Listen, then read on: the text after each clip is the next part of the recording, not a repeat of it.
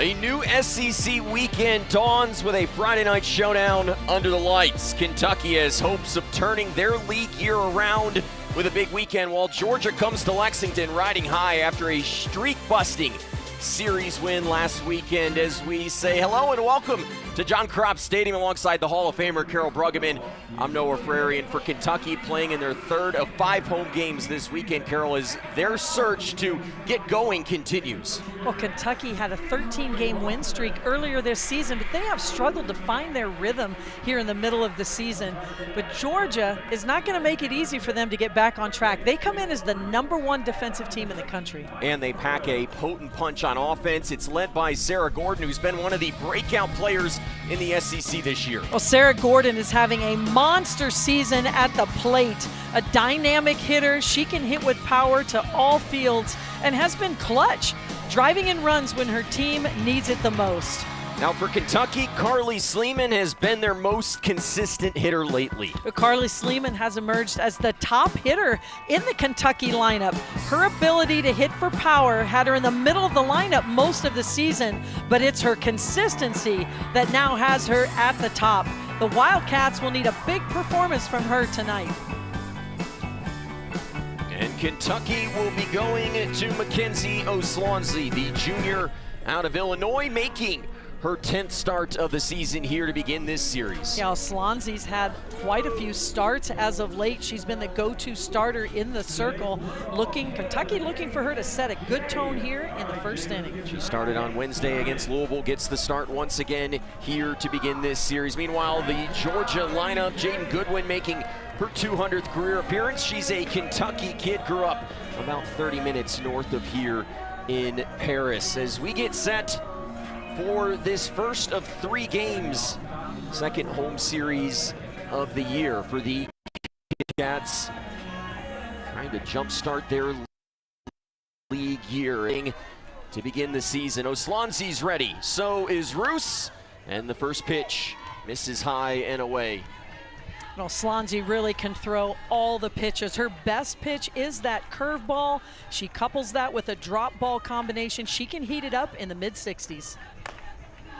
It's an easy ground ball there. O'Swansea with the flip to first. She threw 2 1/3 innings in the start against Louisville on Wednesday night. 58 pitches, gave up 2 earned.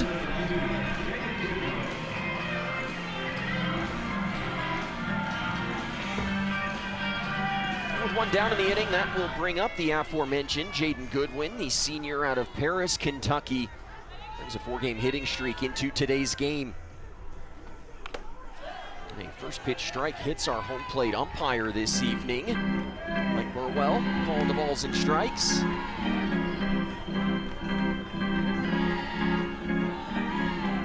Goodwin, a .354 hitter on the year, but red hot lately, over 400 in her last 10.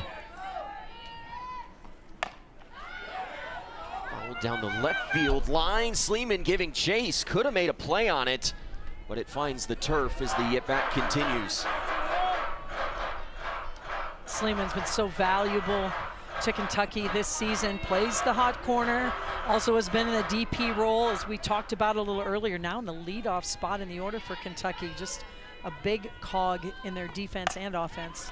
A 2 put in play to center field, where Emery Donaldson is controlling the center of the outfield today, getting the start in place of Alexa Riddell, who slides over to left.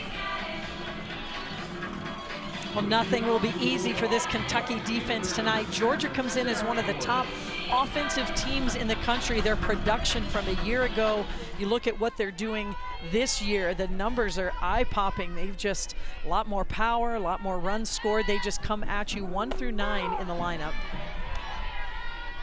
Sarah Gordon, one of those players that's taken a big step forward this year. She's a breakout player of the year type candidate in the Southeastern Conference this year. She'll ground to short here. Clark up with it in a clean 1-2-3 inning for Mackenzie O'Swansea. The Wildcats coming to bat when we come back.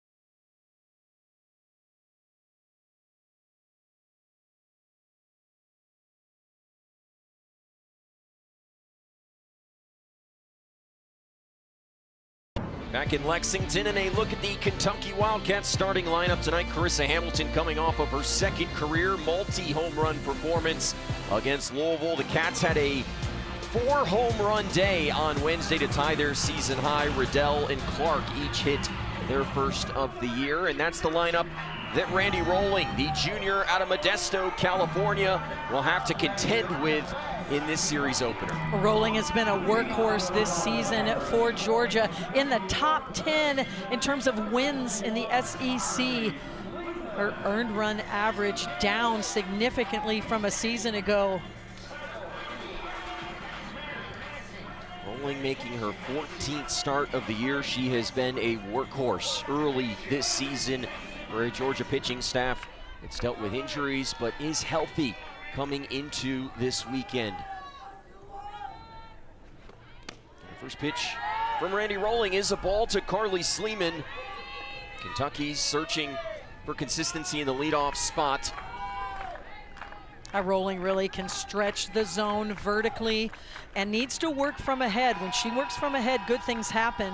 Typical of most pitchers around the country, but specifically with Rolling, her walks are down from a season ago. Her strikeouts are up, and that's been her ability to command the zone and really stretch the zone up and down with a drop ball, rise ball combination. 2-0 count here early to Carly Sleeman. Good straight start in the leadoff spot for her. She's been Kentucky's most consistent hitter of late, hits in 13 of her last 16 games.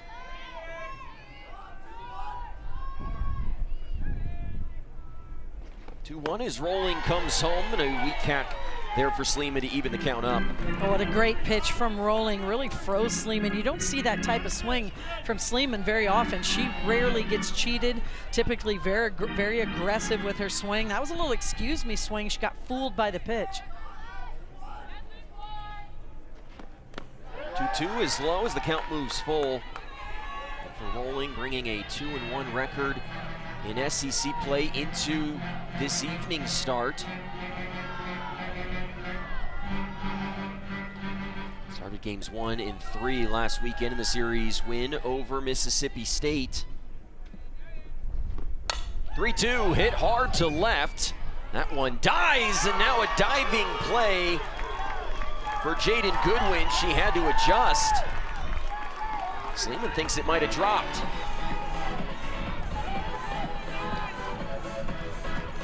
And that wind is blowing hard in from left field, kind of crosswind from left field to right field, and ball came off the bat. You're right, no, it sounded like it came off hard, and it did, but this ball just hangs up in the air. The wind holds it up, and Goodwin took a route, there you get a good look at the ball, took a route that was backwards, kind of looped around the ball instead of going straight to the ball.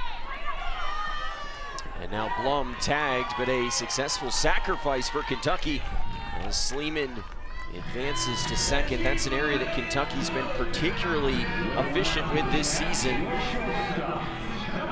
Kentucky, one of the top bunting teams in the SEC, really in the country. They believe in it, especially early in innings. They will give up an out to move a runner into scoring position. And right now, Kentucky has struggled to score runs as of late. So if I'm Rachel Lawson, I've got that sacrifice on as well, especially early in this game. And that one off the pitcher Rolling. Sleeman will be at third. They'll get Maddie Clark at first. Kentucky laid down a couple of sacrifice bunts late in their 9-inning loss to Louisville, had runners in scoring position in the 7th and the 8th, but unable to get that victory. That was a heartbreaker for Kentucky against their in-state rival, Carol.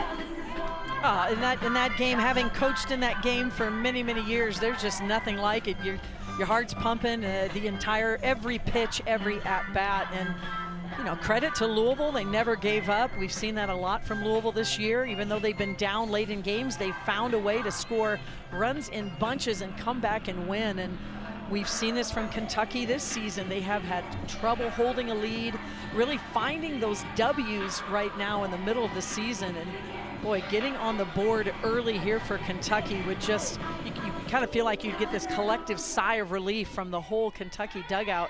They can score first in this game.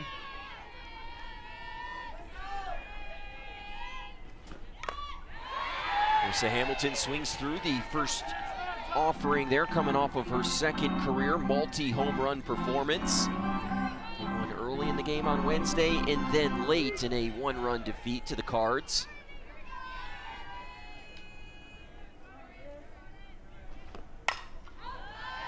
Throws that one off down the right field line. Well, I like what I'm seeing so far from the Kentucky offense. As we mentioned, this is an offense that was on fire early in the season, 13-game win streak, putting up runs at will, and they have hit a buzzsaw, and it has been very difficult for them to score. And I love their mentality tonight. They are being very aggressive. Anything near the strike zone, they are swinging aggressively.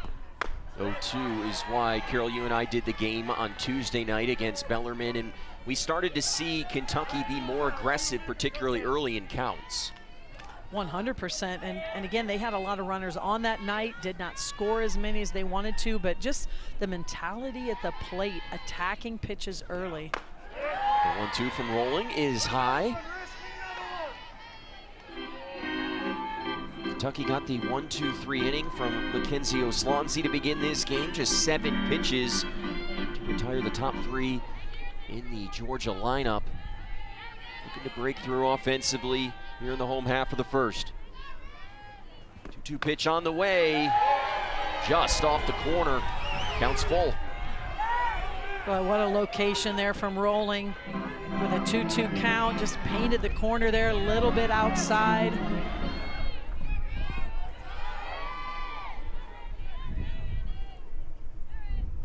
3-2 coming. Hamilton stays alive, and back to that previous pitch. That's a pitch that, as a batter, you hold your breath on. As a pitcher, that you really want to get called tonight. For sure. And depending what lens you're looking through, you know, you feel like it was either a good take or wow, I wanted that call. But Rolling is such a competitor. You can see it already in the circle. Just fiery, feisty, completely focused. The team loves to play behind her because of that mentality, that fieriness she brings to the circle. Kentucky searching for a first inning run. The full count. And Hamilton again stays alive. 8 pitches now in this at-bat.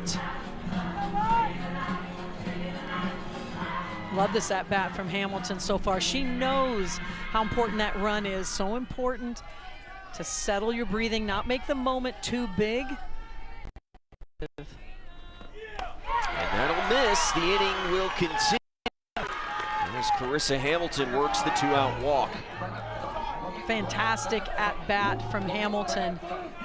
Anything close to the zone, she was swinging away, never really drove the ball, fouled a few pitches off, but forced Rolling into a deep pitch count. Showed you her discipline at the plate to extend the inning here for Kentucky.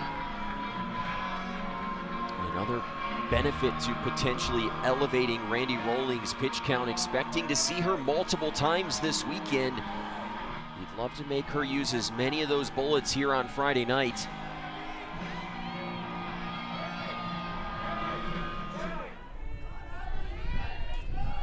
Bring up Abby Hammond with a runner on first and third. And that pitch will miss to the freshman out of Lexington, Kentucky. She was 4 for 8 in the 3-game series against Texas A&M last weekend, including a big fly.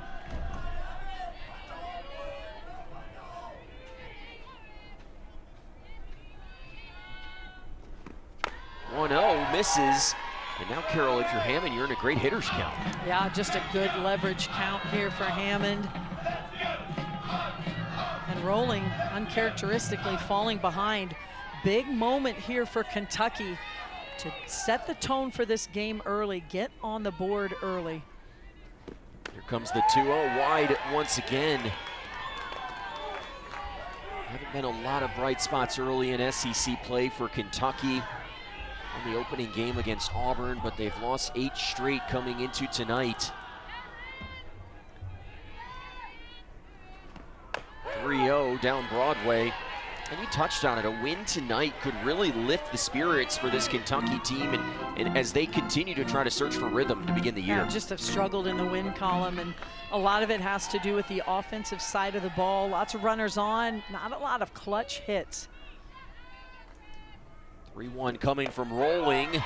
catches the inside corner, and the count full once again. Well, if I'm Kentucky, I've yet to see an off-speed pitch in this game from Rolling. So you're going to time it up. You're going to get that front foot down to really time up the velocity. That ball's near the strike zone. A big early pitch, 3-2, hit, foul down the left field line.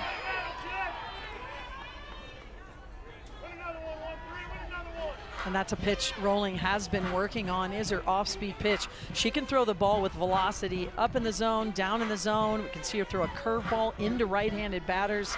Really can stretch the zone, makes it difficult to hunt pitches or hunt a side of the plate. But when you do not have command on any count of your off-speed pitch, hitters can start to time up that velocity. 3-2, Hammond fouls it off. Kentucky trying to come through with runners in scoring position. That was the issue in their two midweek games. Just 2 for 21 in the games against Bellarmine and Louisville. Looking for a breakthrough hit here against one of the best pitchers in the SEC.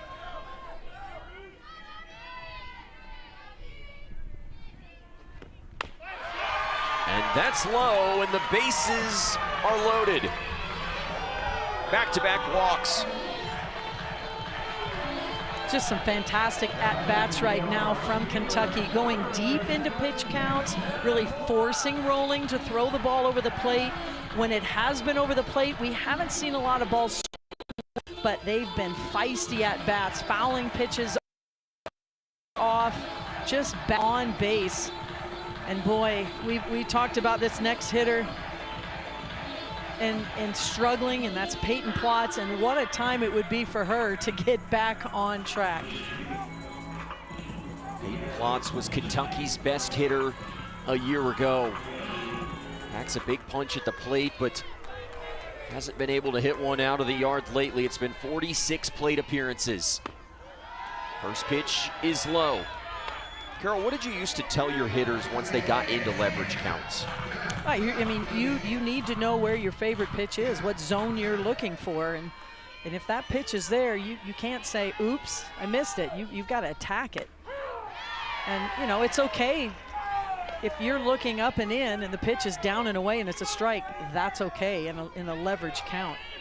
Obviously very different when you get to 2 strikes. Peyton Plotz is doing here all the pressure on Rolling, just owning the strike zone, putting a good swing on a good pitch. 1-1 is fouled straight back off the netting. This feels like a situation where if you believe in due, Peyton Plotz certainly due for a big hit. Had a big opportunity with the bases loaded on Wednesday, was not able to come through. Can she do it here? A ball and 2 strikes from Randy Rolling. That one's in the dirt. Ursa Miller keeps it in front. And we talked about this before the game. Peyton Plotz, the first 2 years of her career, one of the most feared hitters in the lineup. She hit the ball in the air a lot, line drives, home runs. Seen her put the ball on the ground quite a bit lately. You know she's looking to elevate the ball here again. They've kept it down to her in this at-bat. They do there, and Plotz swings over the top of it. Kentucky unable to get their first run. Randy Rolling buckling down in the end.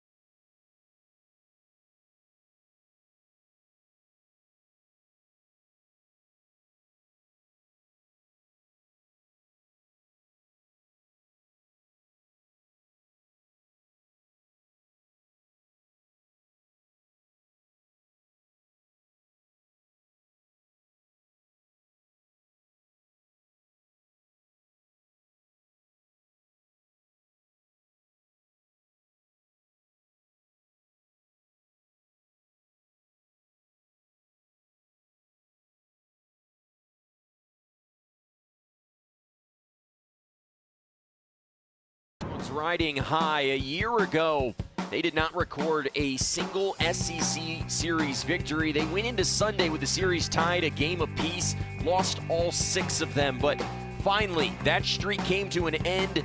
Last weekend, they take the series against Mississippi State. And Carol, it's incredible to think that a team as good as Georgia in this conference had not won a series since 2024. Yeah, that tells you how difficult it is to win a series in the SEC. Remember that team that did not win a series a year ago? By the way, they won an NCAA regional and went to a super regional in Gainesville and were very close to punching their ticket to the World Series.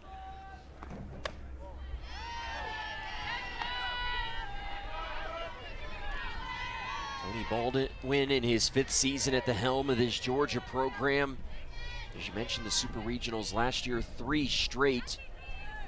As O'Slanzi strike catches the corner, a ball and a strike to Tyler Ellison, who has been Georgia's best hitter in SEC play through 6 games.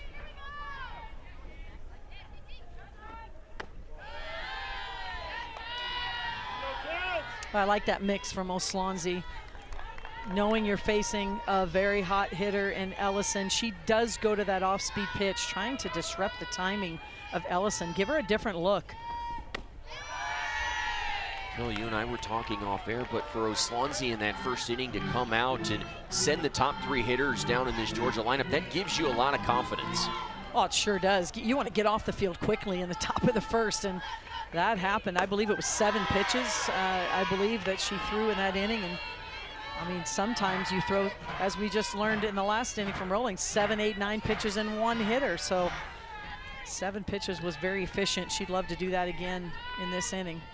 Full count, hit to short. Clark got a glove on it, deflects into shallow left field. And Ellison will reach to begin the 2nd. Ellison doesn't, this isn't a screaming line drive by any means. She gets handcuffed, hits the ball off the inside of the bat, so does not get the barrel on it, but it has just enough where it gets in the hole. Even if Maddie Clark fields that cleanly, that's going to be a very difficult play for her to throw across the diamond and get out Ellison. So Ellison is on first with Marissa Miller stepping in. She'll stare at a first pitch strike, and Carol, the good thing is when they look at the box score after this game, a hit is a hit. 100%. Whether it's a line drive or a little bloop over the first base bag, for sure. Good things happen when you swing. A 1 high to Marissa Miller, a very good defensive catcher. Had a great offensive year a season ago.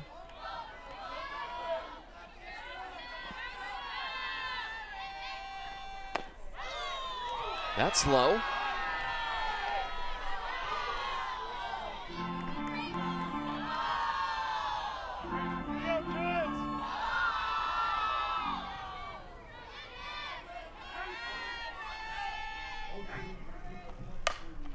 Miller hits it hard to right, plops his back on it. It goes down to the warning track. That'll be a double for Marissa Miller, and Georgia's in business here in the 2nd.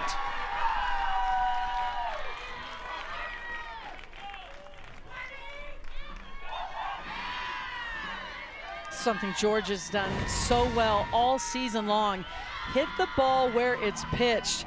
And this pitch is on the outer half of the plate. She lets the ball get deep, little bit of an inside-out swing, but it's O'Slanzi's curveball. That's her favorite pitch to throw, and Miller knows it, sees it, recognizes it, lets it get deep, and elevates the ball to deep right field. Carol, you alluded to the pitch count difference in that first inning, just 7 for O'Slanzi there for nearly 20 minutes through 30 pitches. How does that affect having to sit in the dugout as you wait to get back out there? I think every pitcher is different. Some pitchers feel good. They just, can sit on the bench and stay in their own, what I call between the ears, and think about the next hitters they're facing, look at some charts. And other pitchers, they can't sit still. They've got to walk around, maybe even go out to the bullpen and throw a little bit. So it really does vary from pitcher to stay in the ready, so to speak. That'll get by. Emmert runner coming home. And Ellison slides in as Georgia scores the game's first run, but there's a thought here that that may have hit the batter.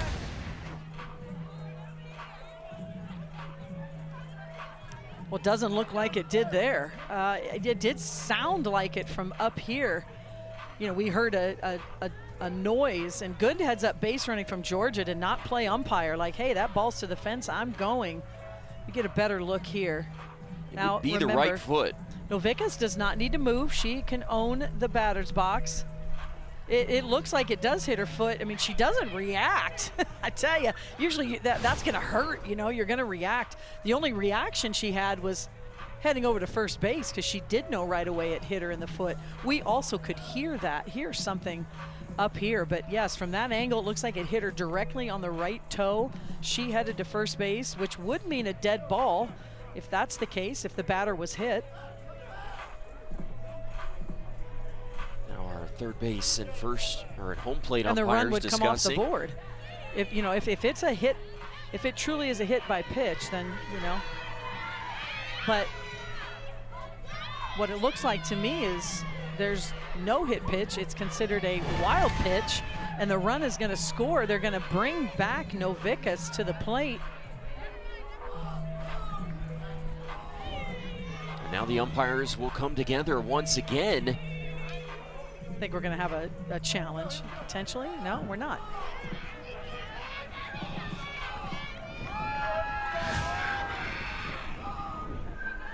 It was very close. Did appear that that ball hit the foot, which would have then been a hit by pitch and a dead ball. The bases would have been loaded, but instead Novickas going to bat, and the run was allowed to score. And I'm not sure why we didn't have a video review challenge there. Coaches have definitely been a little bit more bold with those challenges this year. The new rules, if you're successful, able to keep it. Carol, I'd agree with you. Surprised we did not see one in that spot.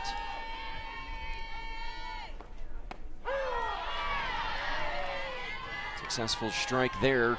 The count 1-2 to Gabby Novickas, the only freshman consistently in the lineup for Georgia this year. Drops it off the front foot. That one a foul ball.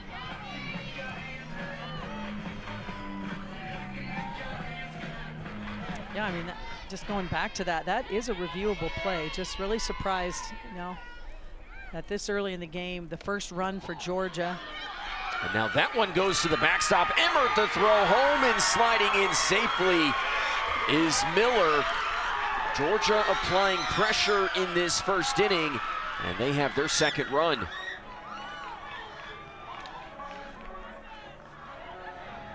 A couple of wild pitches now, one with an asterisk, but 2 runs for Georgia. Yeah, not a competitive pitch from Oslonzi, but Kentucky still has a shot. But look at Oslonzi, she doesn't even get to the plate. You've got to get right to the leading of the plate and slap that tag down in front of the plate. She goes out and reaches, and Miller easily slides underneath. A similar situation on the play before. Oslonzi a little bit slow to get to home plate. Now 3-2 at the plate. Not an ideal inning for Kentucky by any stretch of the imagination.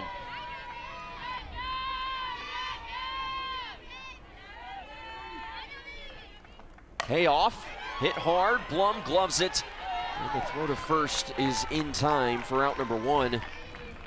Carol, sometimes when things aren't going your way to begin a season, things can snowball, and it feels a little bit like that here in the second inning for Kentucky. Well, and you've got to earn your momentum. You know, Kentucky had all the momentum in the first inning. They had 7-pitch inning on defense, came into the dugout, loaded the bases. They had all the momentum, and you've got to take advantage of those opportunities when you have them.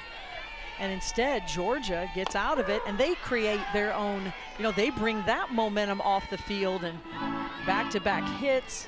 And that's, again, the way it's been going for Kentucky. But, you know, at some point, you've got to make your own breaks. Fight your way back. That one hit hard to Blum for the second out of the inning. You were a coach for a long time, and you know Big Mo is a really interesting thing. Yeah, when you don't have it, you want to get it, and when you get it, you don't want to let it go. That's for sure. But yeah, it matters in all sports. I mean, it's March Madness time. We've seen what momentum can do on the basketball court. It really plays over to all sports. There's no doubt about it.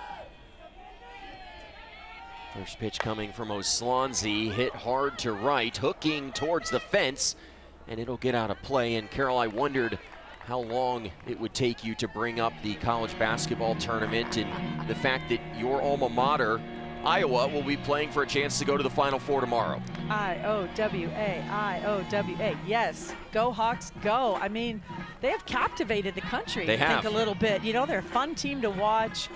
They've got a lot of grit, and yeah, I may or may not have been having quite a few celebrations lately around those Hawkeye victories. One more to go to the Final Four.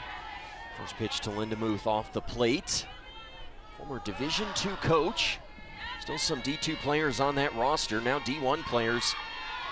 And great basketball at the right time.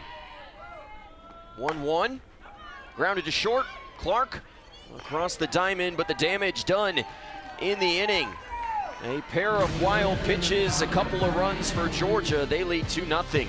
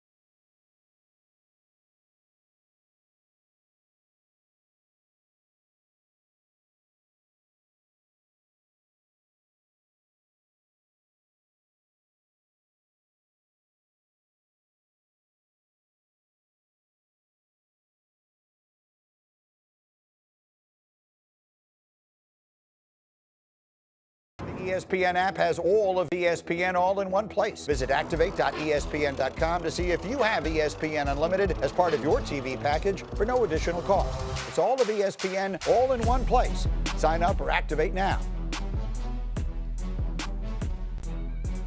Rachel Lawson in her 19th season at the helm, the most successful era of Kentucky softball, but it's been a tough start to this season. I know she's been working overtime trying to right the ship because she believes this team is a lot better than how they're playing right now. One of the most well-respected coaches in the country, just a big strategist, loves to study the game and continually looking to not only make herself better but her team better. And yeah, there's nobody that's going to be more relentless than Coach Lawson in trying to turn this around. I mean, what a tale of two seasons really for Kentucky. Started the season, it's one of the hottest teams in the country, and they have just hit a wall and are just cannot find many wins. And they would love to get back on track tonight. Lexa Riddell ahead in the count 2-0, and a Kentucky team that, as you mentioned, a 13-game winning streak to begin the season.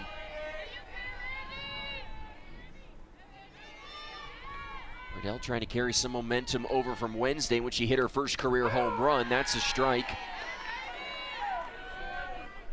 113 straight, but challenges once they got into this SEC schedule.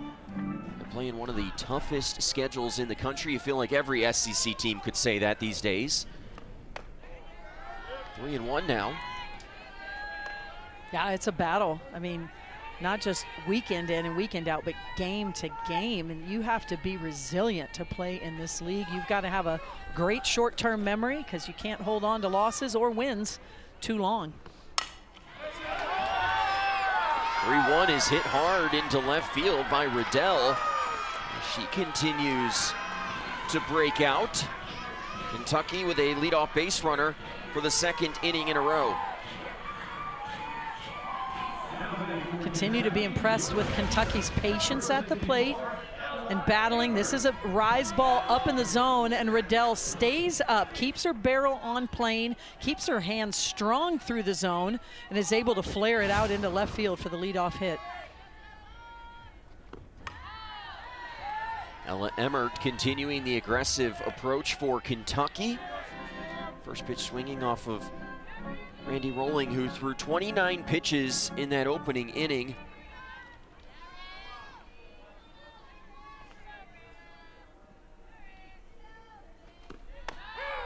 That's a strike on the inside corner to Lexington native Ella Emmert.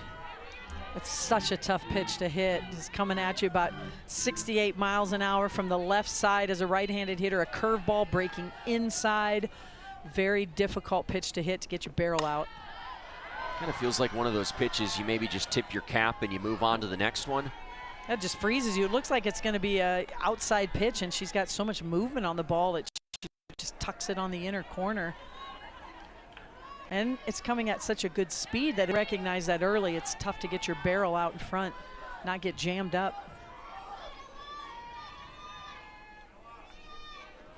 0-2 to Emmert is high.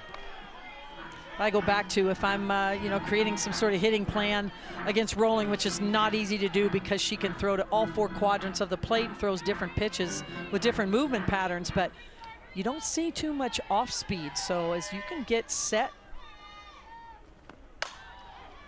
Emmert swings, drives it to center field.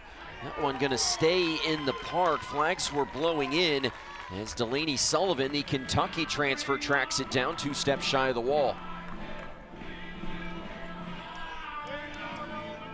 Cold day, 51 degrees, although the wind not as heavy as it's been in recent games here at John Kropp Stadium.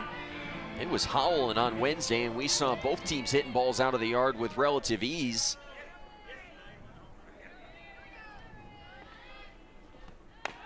I feel like the saying in the month of March is, it either comes in like a lion, out like a lamb, or vice versa, in like a lamb. It's been a zoo in the month of March. I mean, 80 degrees 2 days ago, as you mentioned, 50 degrees today. It's just, it's been an adventure during the month of March in the Commonwealth. Although I will say it got warm enough the last couple of days that there was plenty of pollen, and I think I'm still dealing with that a little bit. Make up your mind, Kentucky. The state, not the team. Here comes the 1-1. That one's followed back by Emery Donaldson. She had been Kentucky's leadoff hitter for a large portion of this year, but started to struggle at the plate, now down in the 9-hole. Kentucky would love to get her going once again.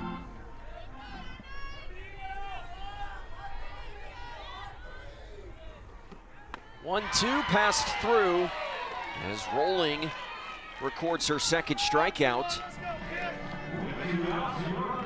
And she does it using the off-speed pitch, really the first one we've seen tonight. What a great time to throw that pitch, takes a little off, she rolls it over so it has a natural drop, falls off the table. Great pitch and a big moment for Rolling.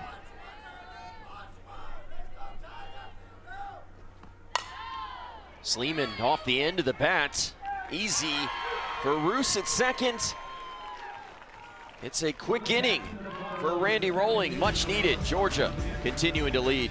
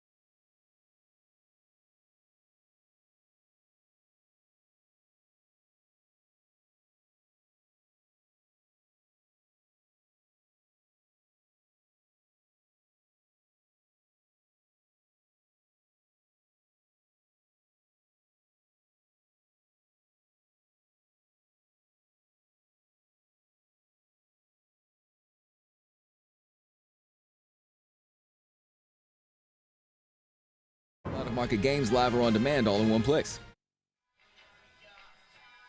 It's been a fun start to the SEC season. Florida with a huge series victory over Tennessee, taking down the #1 team in the country in 3 games. Oklahoma's offense just continues to roll, and Texas, Carol, has a big matchup at home this weekend. And Texas, look at that, 27-game win streak. And you know, it's been kind of quiet. It's kind of been under the radar. I mean, there's a lot of teams who won't win 27 games this year, let alone 27 straight. Very impressive what the defending national champs are doing in Austin. You want to play a little trivia, Carol? Oh, I love trivia. Who's the only team Texas has lost to this year? Oh, it was early. It was early. I'd have to. They're in the top 10 right now. You got to give me a second. Their men's basketball team just won their first ever NCAA tournament game. Nebraska. There you go. Nebraska. I knew you'd get there. Yeah, love trivia. Ball and a strike to Delaney Sullivan, who played for Kentucky the last 2 years. Entered the transfer portal after the season and found a new home in Athens. She's been the starting center fielder all year.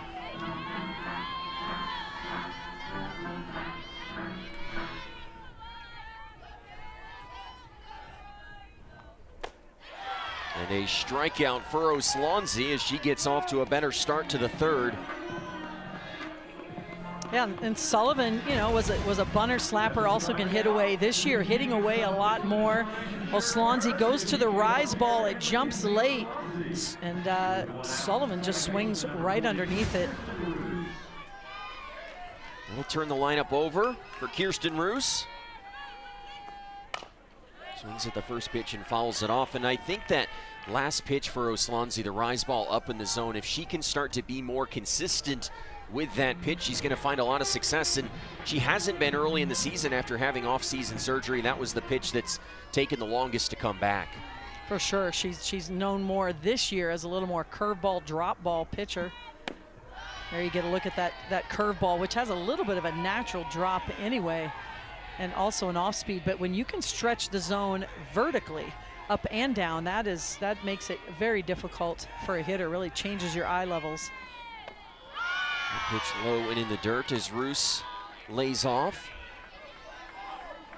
That rise ball was a pitch that made Oslonzi the Ohio Valley Pitcher of the Year a season ago. 2-1, hit hard to left, and that one will not come back. Kirsten Roos makes it 3-0 Dogs here in the 3rd.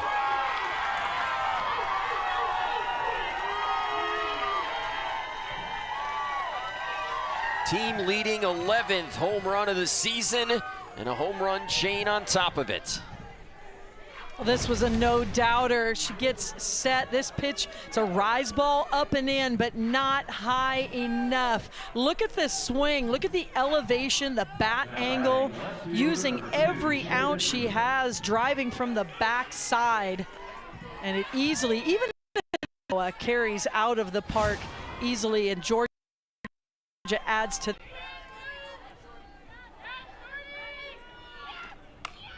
I'll bring up Jaden Goodwin. They call her Shorty in the dugout. Yeah, I think it's a great point about the wind. The last couple of games, Carol, you and I have gotten to do here at John Kropp Stadium. The wind's been blowing out to left. There's been a wind tunnel going that way, but today you got to cut through this wind. The 1 is low. Kentucky, the northernmost school in the Southeastern Conference. Weather conditions have certainly played a role early on in this year. This one's grounded to second, Blum to first. 2 outs in the frame. Well, that's a good sign for Oslonzi. You know, you like to track what a pitcher does after you have a walk, after you hit a batter, you give up a home run. What do you do with the next batter? Can you bounce back quickly, create an out for your team? She throws an outstanding drop ball and gets the ground ball out.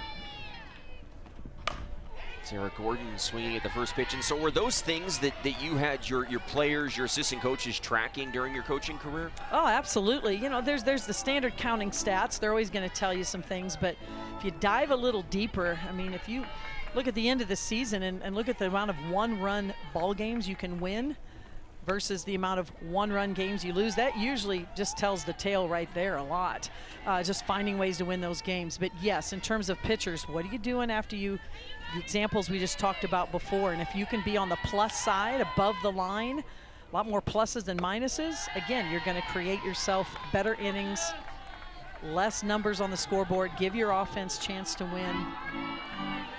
No doubt.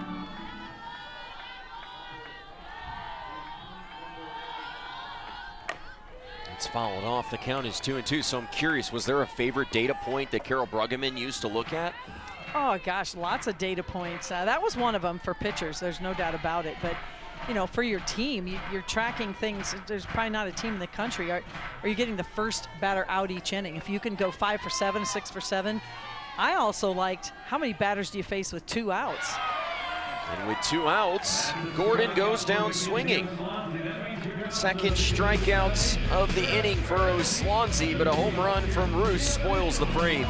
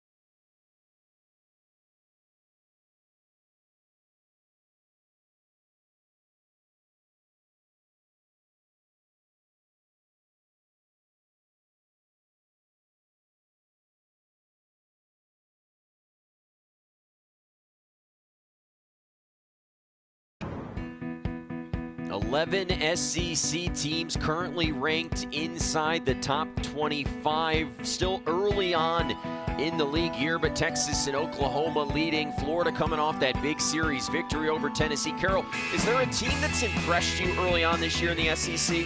I mean, almost all of them, but I'd have to say Tennessee.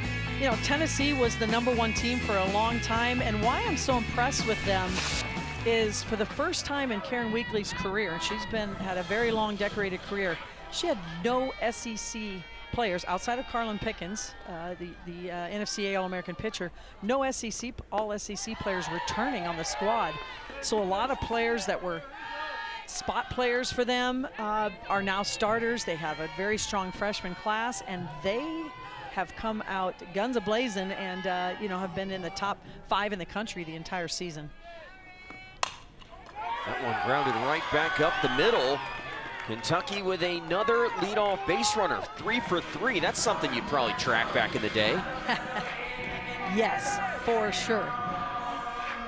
Allie Blum, that's what they need from her. She really could be a leadoff hitter for Kentucky, has been throughout her career, just a sophomore. But she's really a 5-tool player. She can do it all on defense, but she also can bunt, hit for power, hit for average, and she can steal bases as well. So Kentucky loves having her on the base.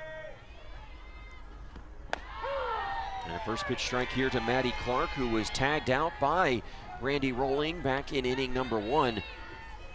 And now for Kentucky, the question becomes, yes, you've had all of these leadoff base runners, but they haven't scored one yet. They've stranded 4 on base through the game's first 2 innings. And I think for as much as we talk about Kentucky struggles, Carol, in that situation. You also have to give a lot of credit to Rolling and her ability to buckle down with runners on base in this game so far. Oh, for sure, and that's just experience and just knowing what it takes, not making the moment so big. She finds herself ahead here in a pitcher's leverage count. 0-2, hit to third. This could be two. It is. The Dogs in this fantastic defense turn two, and that erases the leadoff base runner. And Georgia showing you why they are the #1 defense in the country. One pitch leads to 2 outs. Look how quickly Lindemuth gets rid of the ball, and the exchange from Roos at second base. The ball should never stop. There shouldn't be a pause. To have a double play, you've got to be quick with the exchanges, and Georgia showing you how it's done. 50th pitch of the night is a strike for Randy Rolling, and has to love having this defense behind her. Tops in the country in fielding percentage, just 10 errors through 32 games this year. Those are incredible numbers. And those are Division I ranks. They're not just SEC ranks. Of course, they're also SEC ranks. But you're looking at the #1 defense in the country, and that's just hard work, effort, discipline, good fundamentals. JT D'Amico leads the charge for the Georgia Bulldogs and the coaching staff for defense. Lives it, breathes it, loves it, talks about it, studies it, and he's just done a fantastic job with this defense. And it all starts with having good athletes as well. Playing into a system, and boy, I tell you, if you're a pitcher in the circle and you've got that defense behind you, it just gives you that little lift as well.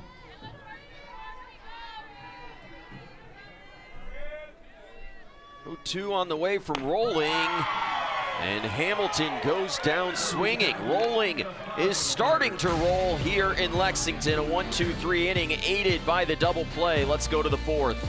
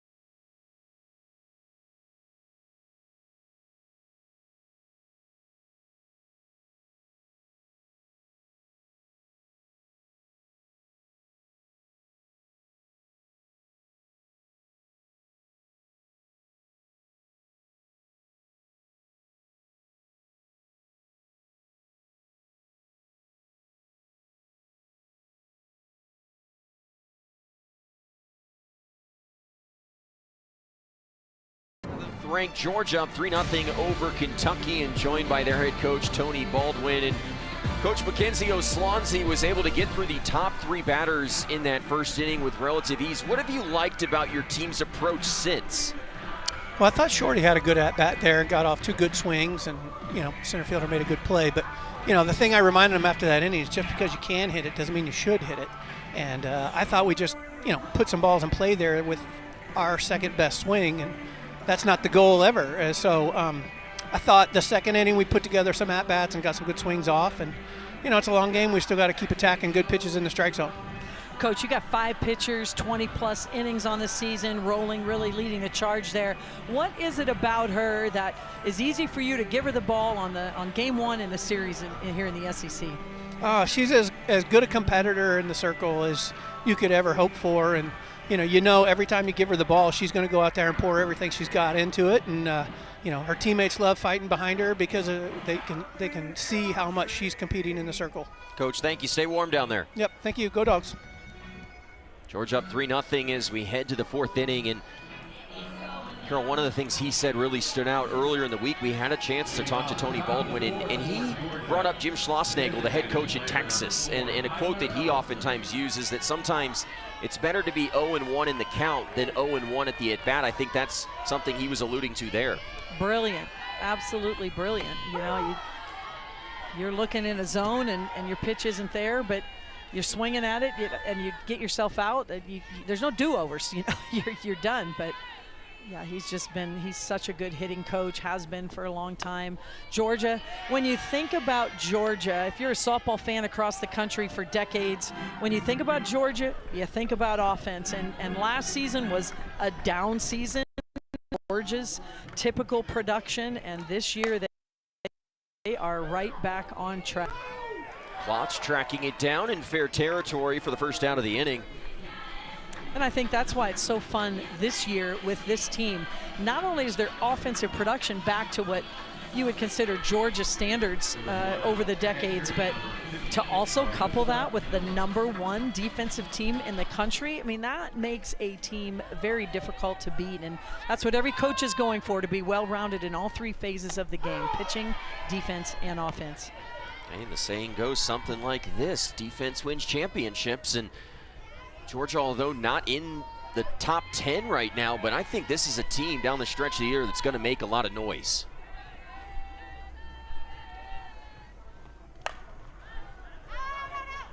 And not far out of the top 10, sitting at 11th this week. Highest ranking of the year. They were also 11th back after week 3 of the season. Incredibly impressive what that man and this staff, this team, have been able to accomplish early this year. 0-2 over the glove of Sleeman, and Miller will be on base for the 2nd time. Now big smiles over there from Miller, and that's Coach JT D'Amico. And why the smiles? Well, this one just gets rolled over, it's pounded into the ground, but sometimes you just got a little luck on your side there, Noah, and Sleeman does everything she can to get to that ball. It's just over her glove, and that's a line drive in the book. Sometimes the softball gods give, sometimes they take them away. And I think back to something we were talking about early in this game. When you earn your momentum, good things start to happen to you.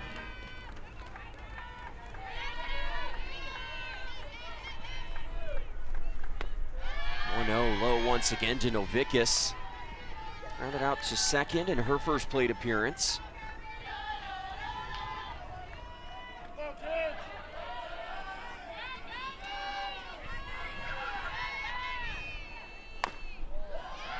Swansea out there in her 4th inning of work as that one misses off the plate. There is some action right now in the Kentucky bullpen. Abby Hammond, Sarah Hendigas warming. 3-0, and that one also misses off the plate. A couple of close pitches that do not go Swansea's way. And that's where you just got to keep fighting. If you're Swansea, make a slight adjustment. Those are very competitive pitches, and credit to Novickus for showing good discipline, but they are not missing by much, but you have to make that adjustment. It might be changing your stride over, you know, a little bit, changing your release point. Just a mental focus point can help make that adjustment. With the first 2 runners reaching, we will get a pinch runner out at 2nd. That's Molly Mitchell, the sophomore out of Austin, Texas. You get a little added speed out there on the base paths.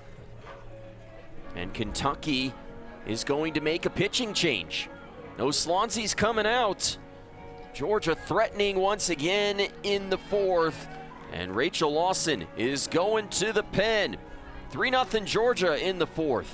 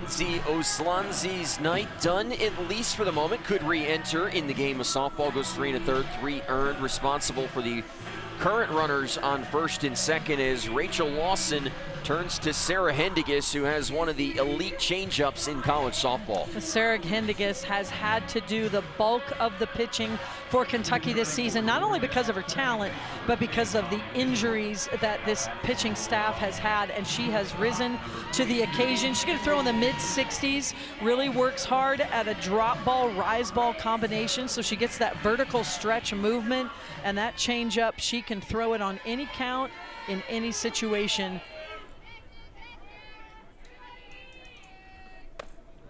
And a first pitch ball to Emily Digby, 7-hole hitter in the midst of her best offensive season of her career.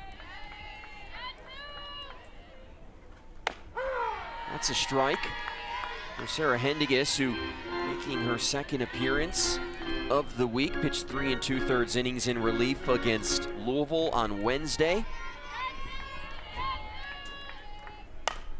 1-1, gets the ground ball. Kentucky trying to turn 2, and they do. Good Georgia challenge. You get the sense we're probably heading in that direction, but Kentucky gets the out at second, and now they await to see if the call at first will be upheld.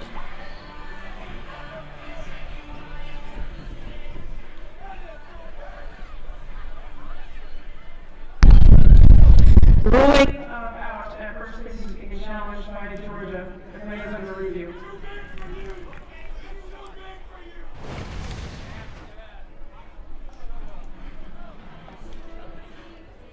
I think that's going to be an easy overturn there, Carol. Yeah, I think that one's coming back. Easy out at second base, but you get a look there. Digby, she's already on the foul first base before the ball is in Hamilton's, the web of her glove.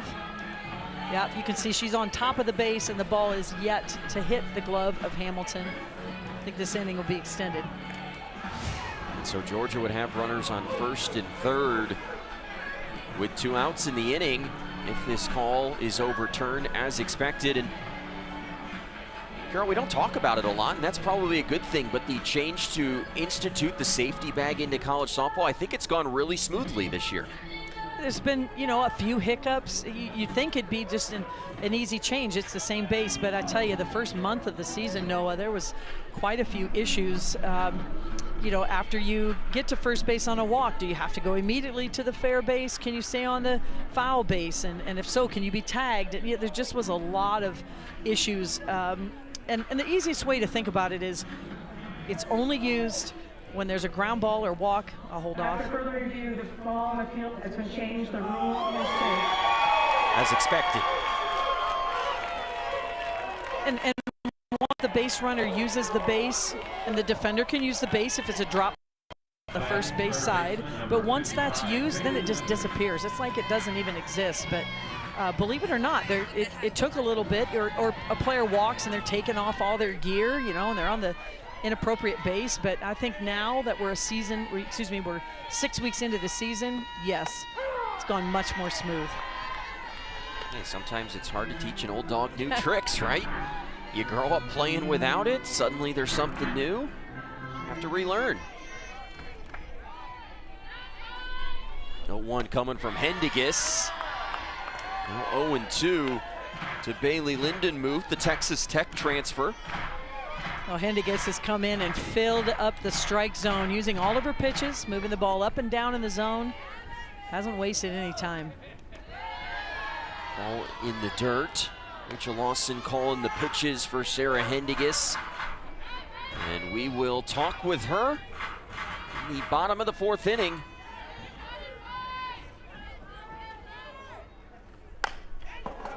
One-two put in play to center field. Donaldson turned around, it lands. Lindenmuth comes through.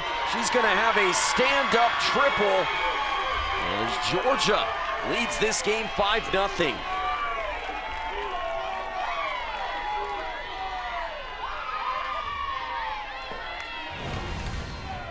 So impressed with Georgia, just making quick adjustments. This time Lindemuth knows that rise ball's coming. She keeps her barrel elevated, and this ball just carries. You mentioned it, Noah. Donaldson got turned around, turned the wrong way, did the best she could to flip her hips, but that ball was carrying, no chance. Georgia adds to the lead. And for Donaldson, she's played a lot of center field in her career, but has been at third a lot more this year. Gets the start in the outfield and was certainly tested with the tornado-like winds out in dead center here at John Kropp Stadium. Well, that's just it. When the ball was hit, it looked like it was going over her right shoulder, but the wind is blowing across the field very strong and pushed the ball to her opposite shoulder. She ran out of real estate. Delaney Sullivan swinging at the 2-0. Georgia would love to get the runner in from third. They've got 5 runs on the board already. Kentucky had the bases loaded back in the first inning, could not convert. It's been all Georgia since. It's a strike. Now Hendiges a pitch away from getting out of the inning.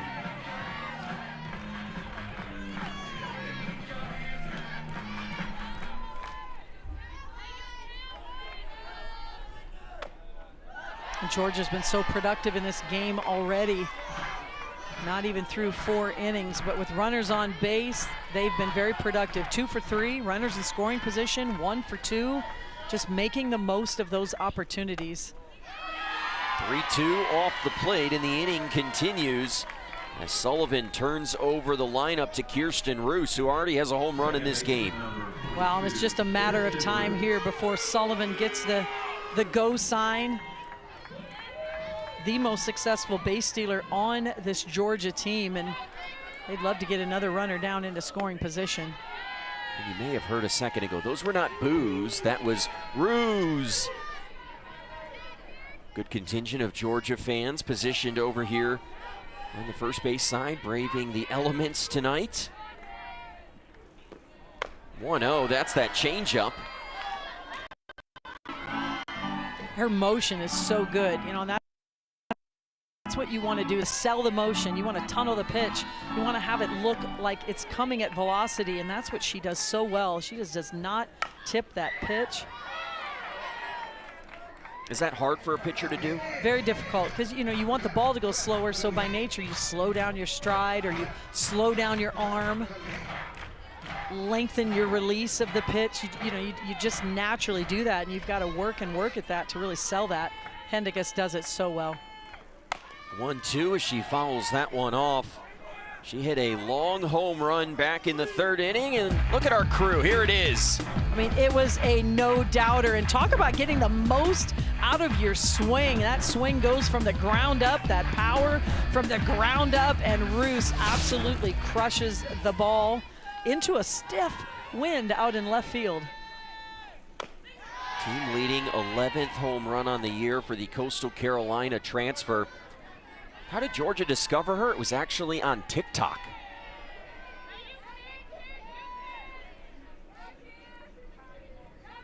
Here comes the 2-2. Grounded back to Hendiges to first. And Hendiges gets out of the inning, but Georgia tacks on 2 more. They lead 5-0 at the midway point of this game.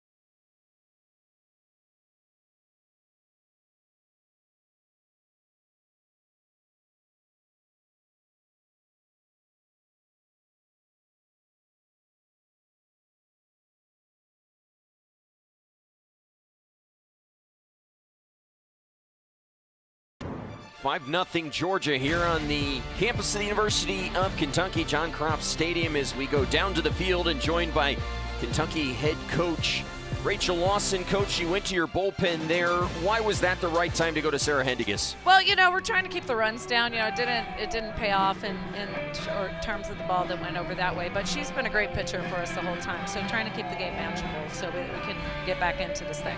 Coach Sleeman at the top of the lineup now. You're looking for that answer. She's been there for a while. Talk about why you've kept her at that spot. Yeah, she's done a really good job leading us. She's done a good job at the beginning of games. She's had really quality at-bats, and then the bottom of our order's done a pretty good job the last few games. So when we're turning it around, she's in an RBI situation. So really think she's done a great job up there. Coach, thank you. Appreciate the time. All right, thank you.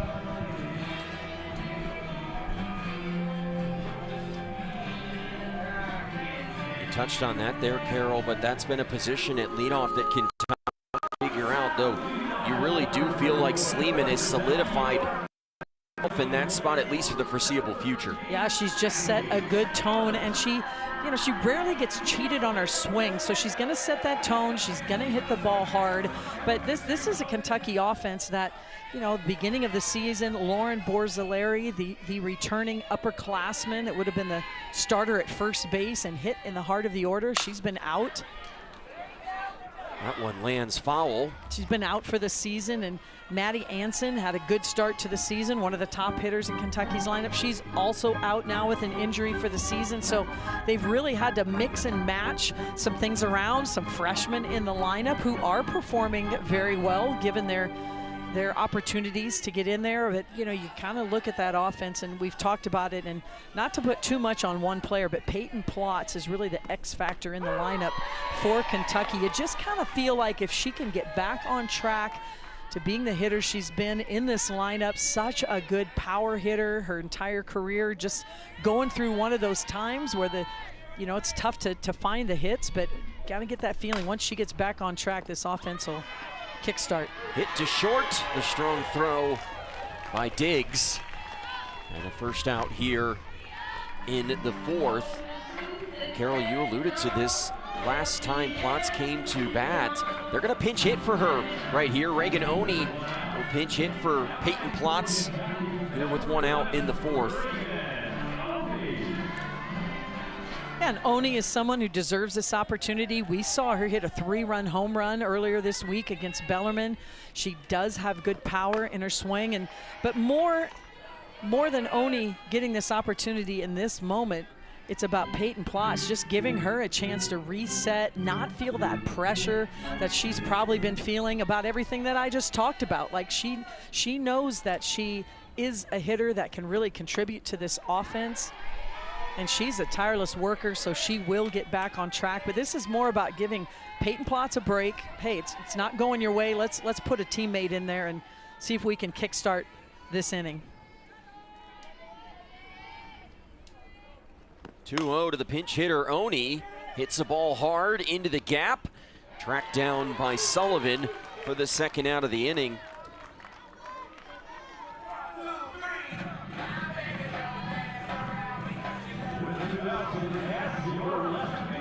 Put a ball in play against this Georgia defense, and more times than not, it's going to end in an out. #1 defense in the country for this year's Georgia squad. And now a first pitch strike to Alexa Riddell, one of those freshmen that you alluded to that have been playing pretty well lately.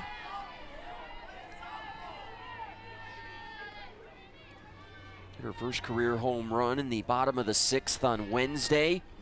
Has a hit already today, and now has a second. Back-to-back multi-hit days for Alexa Riddell. You just feel like Riddell, with every game that passes that she has been in the lineup, she's just getting more and more confidence. And this is a pitch on the inside part of the plate, and she just gets good pace on it. It's out of the diving Digby. And she's been the bright spot in this Kentucky lineup today.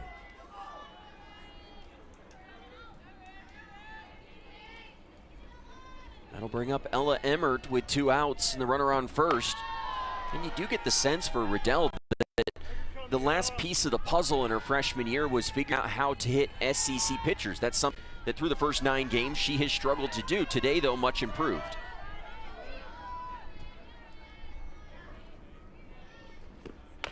Well, look, all these hitters on both teams and in the dugout, on the bench, they were exceptional hitters in high school, exceptional hitters in the travel ball level.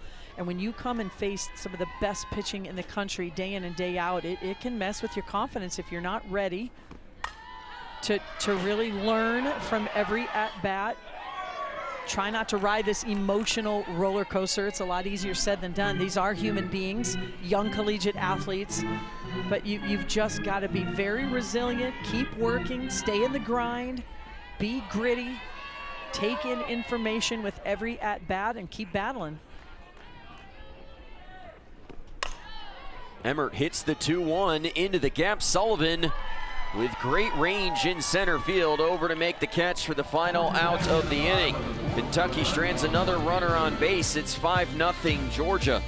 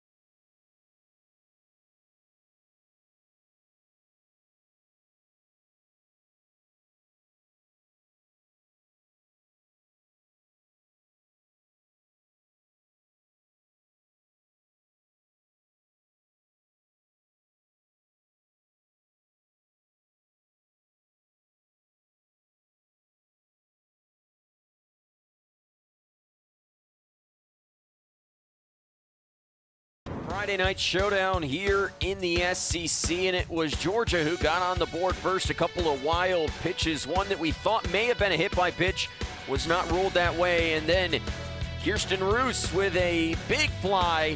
That made it 3-0 in favor of Georgia. The Dogs would add on 2 more runs in the fourth. They've scored 5 over the last 3 innings. They lead 5-0 as we head to the top of the 5th inning here in Lexington.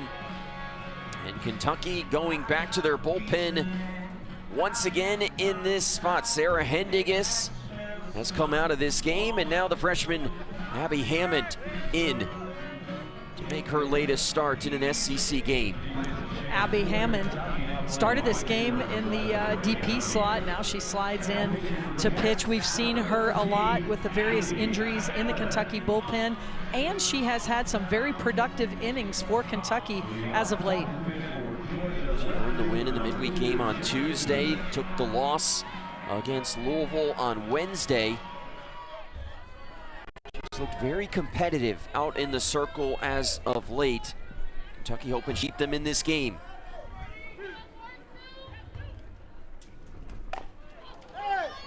And a bunt, that's a foul ball off the foot of Goodwin. Well, this is a lot about strategy, this pitching decision change. Sarah Hendiges, she's the workhorse.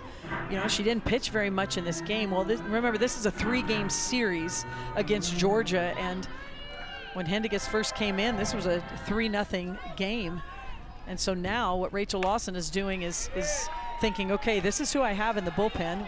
You know, we saw Haley Nutter on crutches earlier, and Sydney Langdon has not been able to overcome a back injury. So Abby Hammond's gotten a lot more time, and you're going to see her work down in the zone. She's primarily a drop ball, changeup pitcher, really looking to feed the defense. That's hit hard to left. It's gloved by Riddell. A nice job to track that one down. Going back to Rachel Lawson, her decision to pull Hendigas. Hendigas has had to pitch a lot of stress innings, a lot of important innings in the SEC, and she's going to have to do that the rest of the weekend. So right now, with a 5-run lead with Georgia late in the game, until Kentucky's offense can get back in this game, she's just going to play the odds there and think about Hendigas for the next 2 days and see if Hammond can shut down this Georgia offense, and most importantly for Rachel Lawson, get that goose egg off the scoreboard and really try to climb back into this game offensively. Oh, one hit hard right back up the middle. Sarah Gordon extends her hitting streak to 5 with her first base knock of the evening.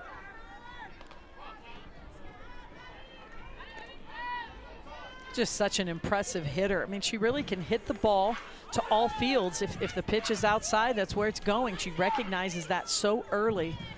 It's on the inside, she can pull it. That one right down, it was a drop ball over the middle of the plate. She takes it right back up the middle. So just very impressive year for Sarah Gordon at the plate.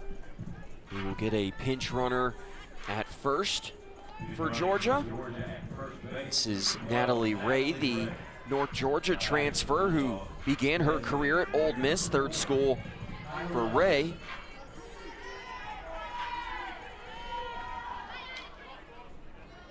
I'll bring up Tyler Ellison, singled and scored back in the second inning. And the first pitch she sees misses. She's been Georgia's best hitter in SEC play, came into today hitting .406 in the first 6 games of league play this year for Georgia.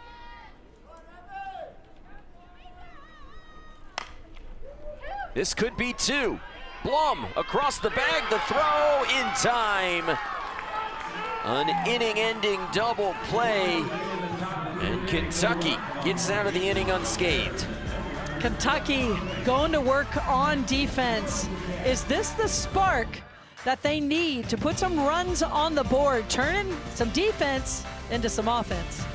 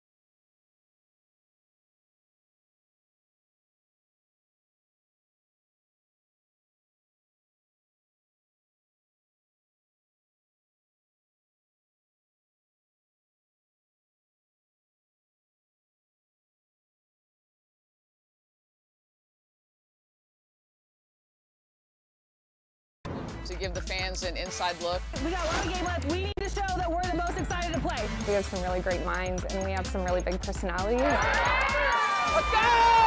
Let's go!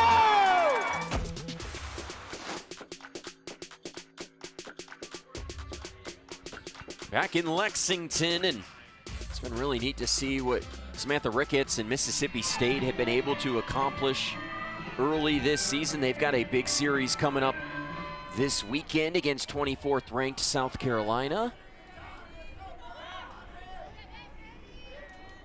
Emery Donaldson leading things off here in the bottom of the 5th inning. Carol, 4 ranked on ranked matchups in the Southeastern Conference this weekend. Going to be a lot of great softball played over the next couple of days. So much fun to watch. You know, it's like a little super regional each and every weekend. in the SEC.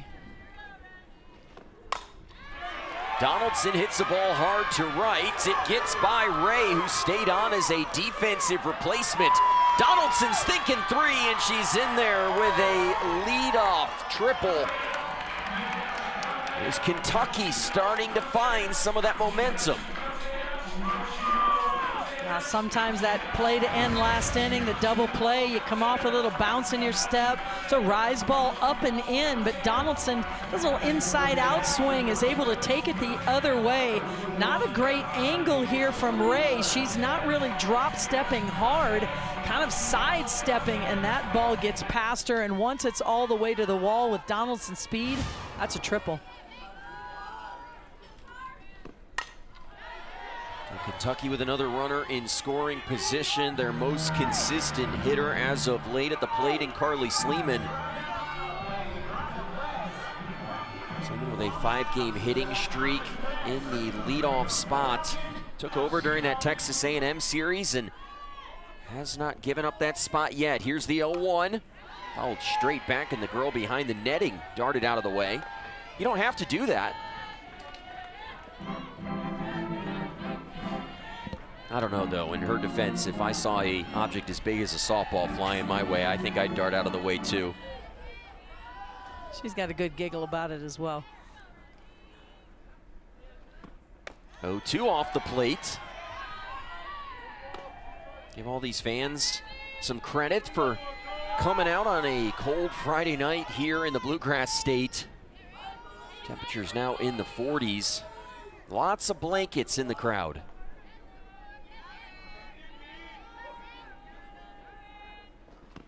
1-2 is high.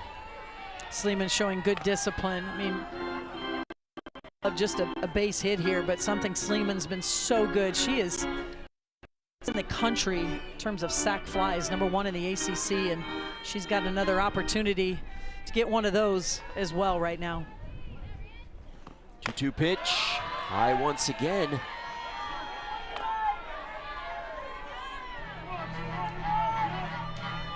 This is the situation Rachel Lawson was talking about in her in-game interview. Another reason Sleeman's at the top of the lineup. The bottom of the lineup has been getting on base quite a bit lately, and it gives Sleeman a chance for some RBI. And she'll get one there. She'll get much more. It's over the fence. And Kentucky is on the board here in the 5th inning as Carly Sleeman delivers the big hit they've been searching for.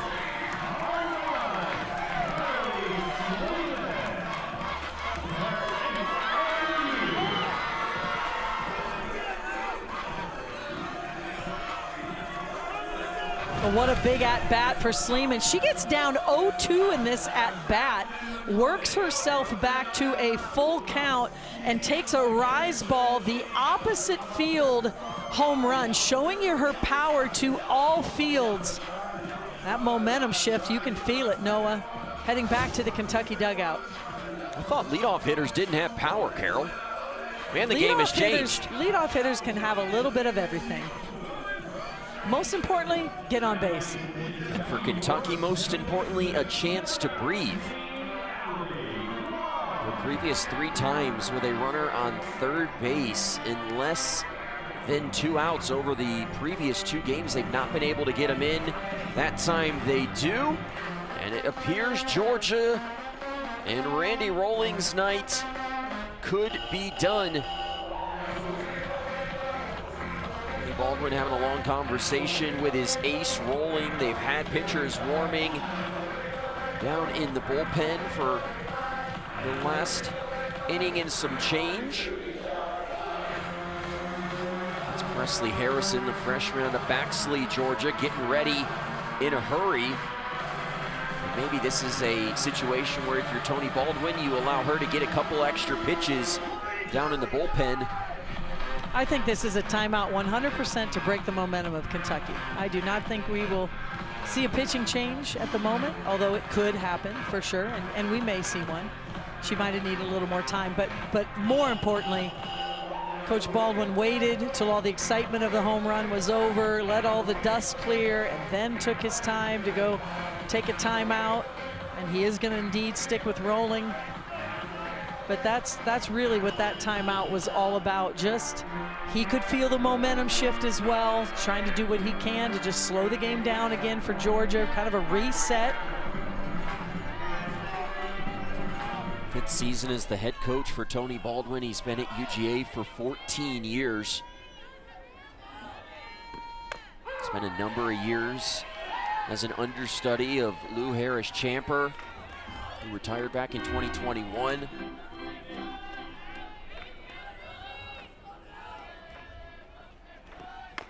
Lou Harris-Champer just inducted into the NCAA Hall of Fame in December in Las Vegas. Very deserving, and Coach Baldwin, of course, very proud to be there and watch that happen as well.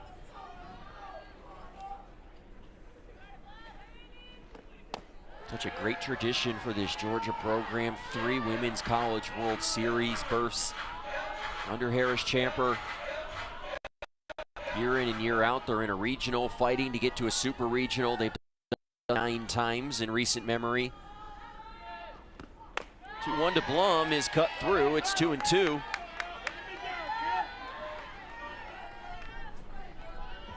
Blum with a nice night so far. A successful sacrifice back in the first, a single in the third. Trying to keep the inning rolling. 2-2 is high.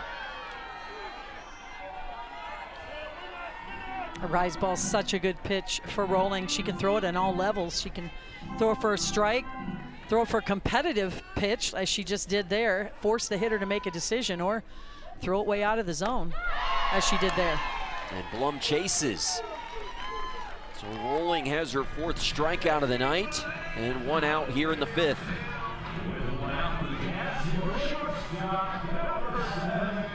Once again, Rolling comes back after she gives up the home run, delivers a strikeout with a rise ball up and away. That pitch is moving in 2 planes. It's moving up and it's moving out, making it very difficult for Blum to catch up with.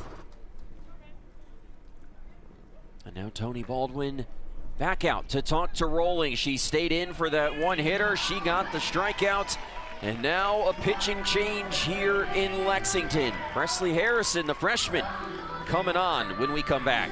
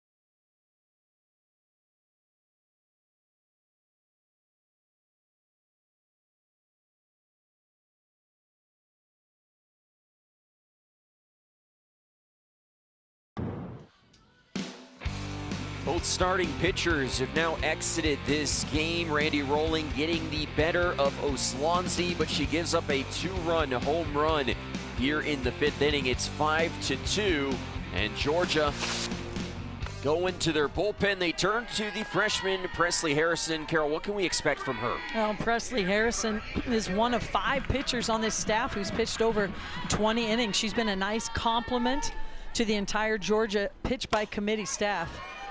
And she's welcome to this game, but a diving catch in center field. Sullivan lays out, and Georgia putting the #1 defense on full display. Now, if you're going to make a diving catch, you've got to fully commit. Look, no wasted steps from Sullivan. Recognizes the angle, times her jump perfectly, her leap perfectly, but as always has her head up, concentrating, seeing that ball into the glove. Big out. The addition of Sullivan has been so big for this Georgia side. Has not made a single error in the outfield through 33 games. She gives them that elite center fielder. And now Carissa Hamilton at the plate behind 0-2 as Harrison's working quickly.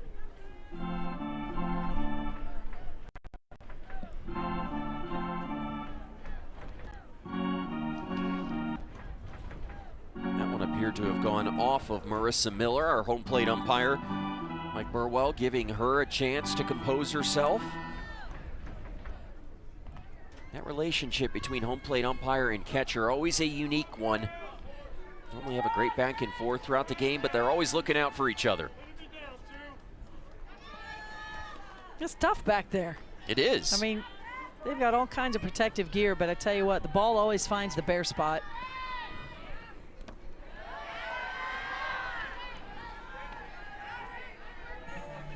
That's why they call that catcher's gear the tools of ignorance back there. That's what one person said, at least. Got to be a little crazy to be a catcher. 1-2 off the plate. I love them. I think it's such an invested position to play because you're involved in every play. You've got this special relationship with the pitcher, but you also are leading the defense because everyone's looking at you on the field. Hamilton fouls that one off the front foot, and she's down in some pain. Had that Evo Shield leg guard, but that one appeared to have evaded it. I told you. It finds the bare skin. I'm telling you. But this is a pitch, rise ball, screwball. This is a screwball pitch. It's breaking in on the hands of Hamilton, and she's not able to keep her hands in high enough. This one actually hits her in the knee, the inside of the knee instead of her foot. It does not feel good. No, it does not. That'll be one that you'll feel throughout the rest of this weekend and maybe even the next couple of weeks. Saw the motion there, hit her clean on that front knee, that left leg. That's that plant foot. You'll probably feel it a little bit. Look, Hamilton, her entire career was a catcher until this year, so she's also used to that, that type of treatment. 2-2 off the plate. She switched over to first base this year for Kentucky. Lauren Borzilleri, who is expected to be the only returner in the infield, had off-season surgery and is out for the year. Payoff pitch. Hamilton stays alive.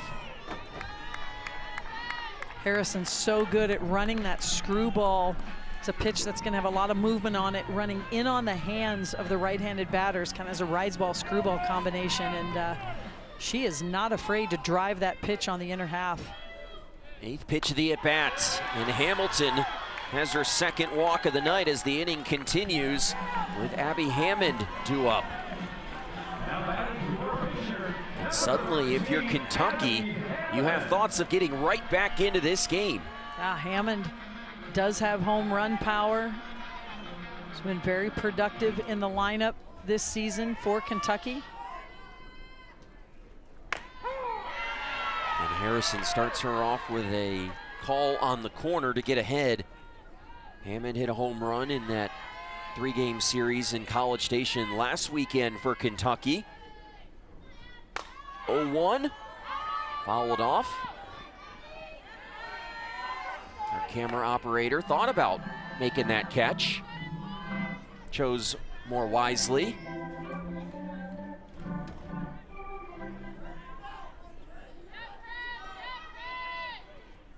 On the corner.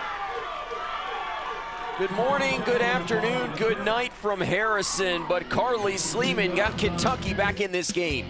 Carly, her team needed it most. A monster shot gets Kentucky right back in the game.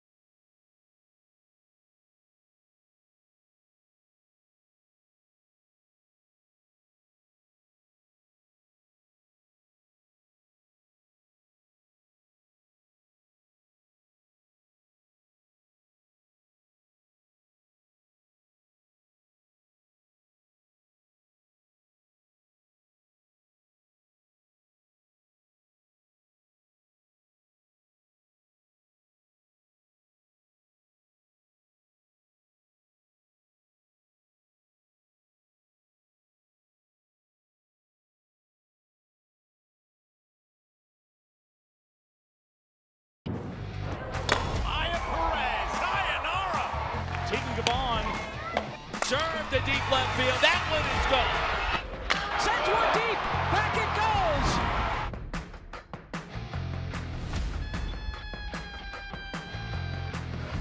goes. To steal your phrase, Carol, a number of super regional-esque matchups this weekend around the SEC, but we've already had one shocker tonight as Ole Miss earns their first league victory, taking down 4th-ranked Tennessee. And that's the beauty of softball. You know, if whoever was ranked the highest would win, we wouldn't play the game. And so congrats to Ole Miss knocking off Tennessee.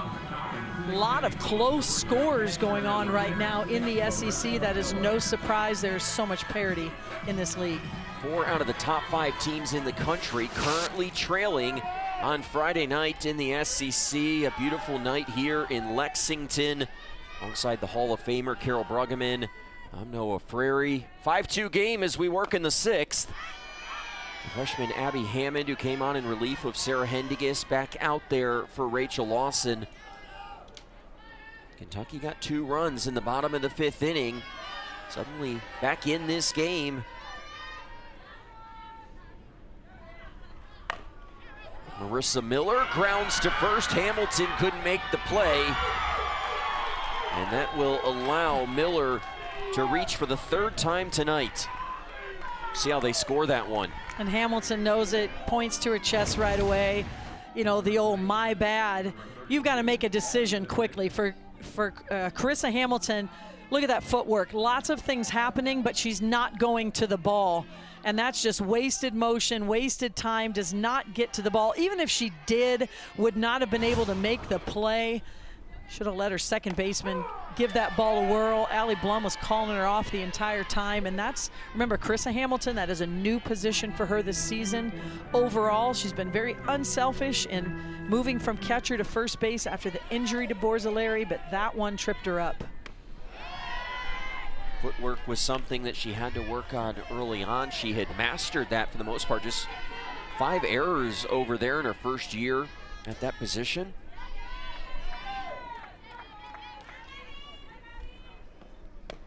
One is low to Gabby Novickus. 0 for 1 with a walk this evening for the true freshman.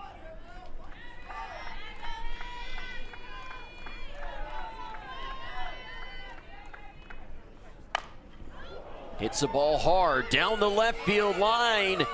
It'll stay in play. Riddell almost tracked it down. And Novickus relief. Well, and Riddell does the right thing.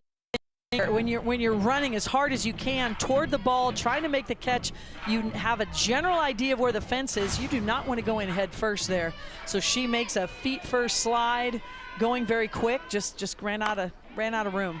Kentucky gets the ground ball. Sleeman quickly to second. The return throw will not come. As Miller went in hard at the bag, Blum unable to get the throw off. 1 out in the inning as Novickus trades places with Miller at first. And this is what you love about Abby Hammond in the circle. Just a calming presence for Kentucky. Fills up the strike zone. You know, doesn't have a lot of speed. She's not going to blow it past you with her velocity, but does have great location on the drop ball in, drop ball out, can throw an off speed. Gets another ground ball here. Sleeman bobbles it, tries to recover and can't. A second error of the inning for a Kentucky defense that's been much improved this year. Oh, right away, this ball's mishit. It's rolled over on top again, and Kentucky, Sleeman just closes her glove too soon. She gets ahead of herself.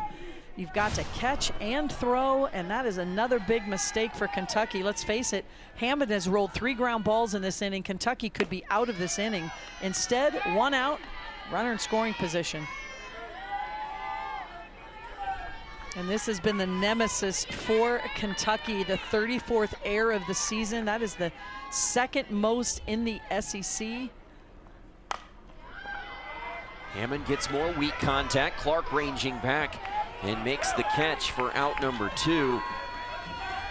And it is worth mentioning, despite all of those errors, Kentucky has made some notable gains in that department this year. The defense has been better, but at times, like we've seen in this inning, it can still be a little bit shaky. And when you have an offense right now that's struggling to score runs, you know, you've really got to be sharp on defense to hold the other team down. And despite the 2 errors in this inning, Kentucky is 1 out away from getting out of this inning unscathed.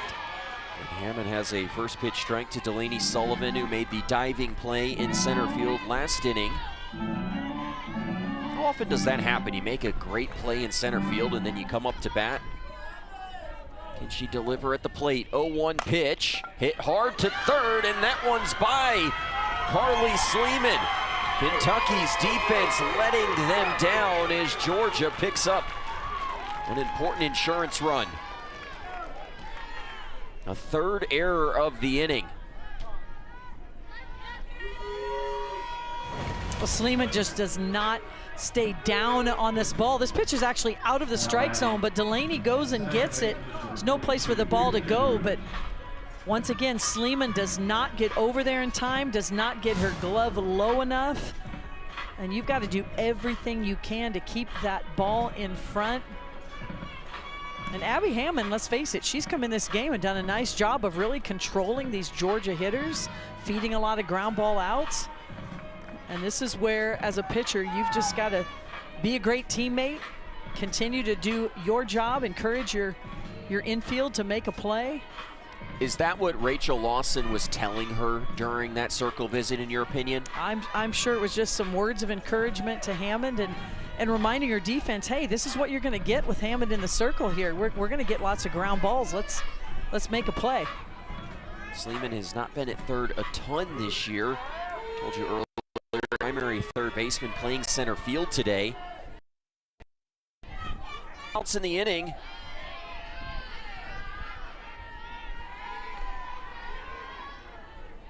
Georgia with runners in first and second, already a run in. Kentucky had gained 2 back, but Georgia with a quick response. 1-0, gets through the legs of the catcher Gabby Hensley. And now both runners will advance. Well, not only those errors by the Kentucky defense, it allows you to turn the lineup over as well. This is one of the most dangerous hitters in the lineup for Georgia. We'll foul one off here.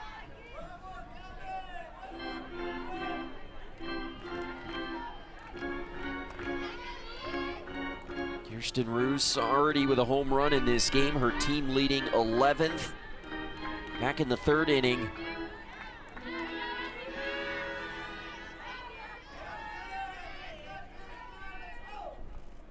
Two-one on the corner.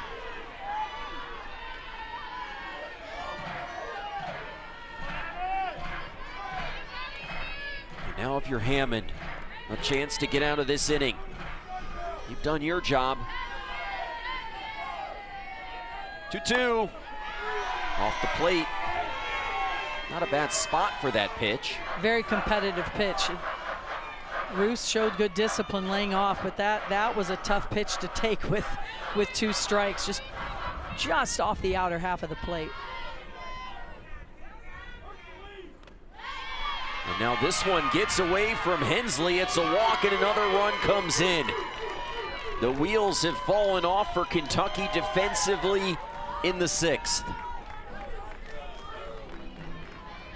You're absolutely right, Noah. We have yet to see a hard hit ball in this inning, yet Georgia puts 2 on the board. This is a drop ball that Hensley does not move. She just tries to pick it with her glove. And with a runner at third base, you've got to start with your glove, get your body in front of that, do everything you can to keep the ball in front.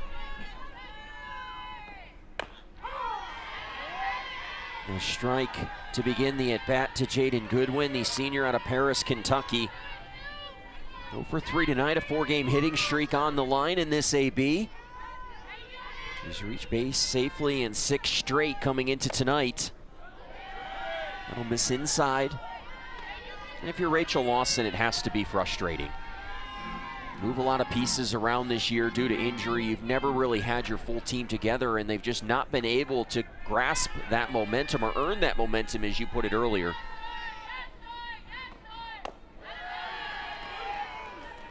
Rachel Yeah, Lawson. all it takes is, sorry, go ahead, Noah. I was going to say, for Rachel Lawson in Kentucky, a program that has consistently been in a regional every year, these are games that you need to find a way to win if you're going to keep that streak alive.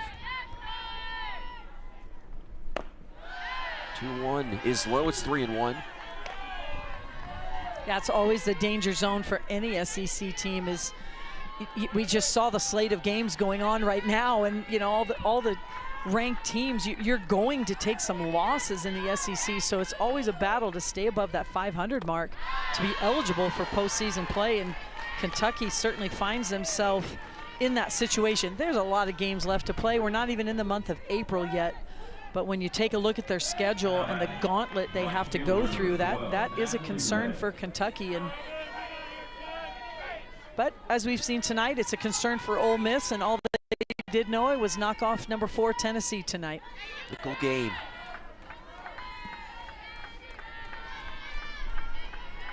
Bases loaded, 2 outs. The inning continues as Ray serves one, and it finds the gap. It'll roll to the wall. 3 runs are coming in, and Georgia now finds themselves in run rule territory as the former pinch hitter Natalie Ray delivers the big double. It's 10-2 Georgia in the 6th. Well, remember, Natalie Ray went in for Sarah Gordon to run. They kept her in the game in right field. Now it's Gordon's opportunity to bat. You take your top hitter and leave her out of the game, and what does Ray do? She delivers a bases-clearing double. That shows you the depth of this Georgia team and of this Georgia offense. And that was the first ball that was hit hard in this inning off of Hammond. 3 errors, a couple of wild pitches. Every single run that has been scored in this inning will be an unearned run.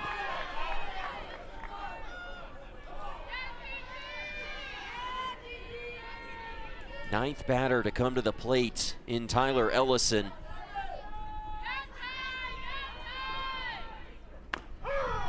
A lot of times you look at the scoreboard, you see Georgia has 10 runs. They only have 7 hits.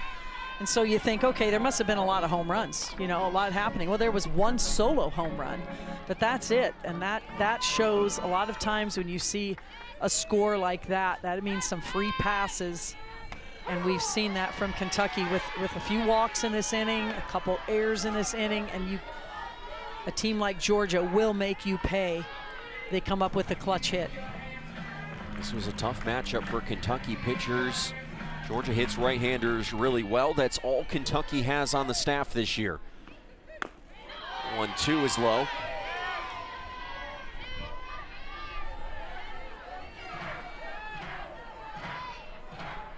Has to be frustrating for Hammond out in the circle. She gave her team multiple opportunities to get out of this inning. They just were not able to capitalize.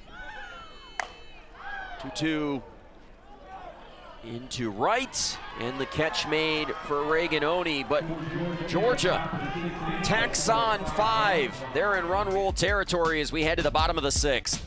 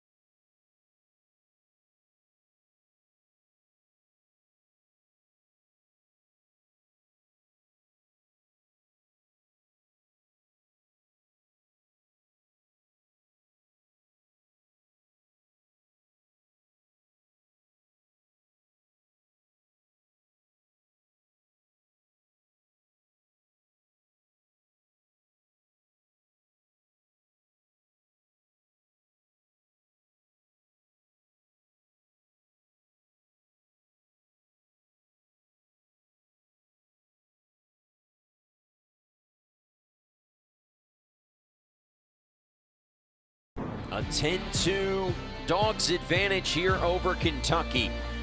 Kentucky got a 2-run home run back in the 5th to get back into this game, but then Georgia putting their foot down. 5 unearned runs in the 6th. The big hit off the bat of Natalie Ray. And now Kentucky, if they can't score here, would see this game come to an end. It'll be Reganoni who pinch hit for Peyton Plotz, who will get her second AB of the night. Facing the freshman Presley Harrison on in relief of Randy Rolling, who is in line for the victory this evening. Oni hits it to third, cleanly over to first, and 1 out here in the bottom of the 6th.